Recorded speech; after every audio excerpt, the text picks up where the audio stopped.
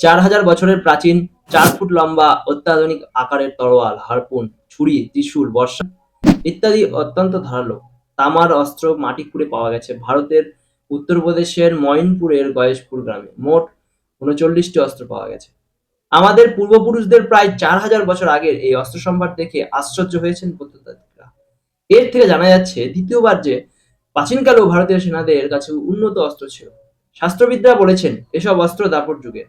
এর আগে 2018 সালে উত্তরপ্রদেশের বাগপতে প্রত্নতাত্ত্বিক খননে মিলেছিল 4000 বছরের পুরনো ঘোড়ার টানা যুদ্ধের রথ, যুদ্ধের মুকুট এবং প্রাচীন অস্ত্রশস্ত্র। প্রসঙ্গত জানিয়ে রাখি, বাগপত থেকে মঈনপুরের দূরত্ব 259 কিমি।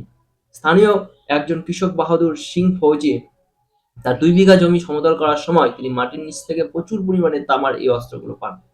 তিনি সেগুলো বাড়িতে নিয়ে গিয়েছিল চুপিসারে, কারণ তিনি ভেবেছিলেন যে এগুলো সোনা বা রূপার তৈরি মূল্যবান জিনিসপত্র হবে। কিন্তু কিছু লোক তা দেখে ফেলে এবং পুলিশকে খবর দেন। এখন আর্কিওলজিক্যাল সার্ভে অফ ইন্ডিয়া কাজ চালু রয়েছে এখানে।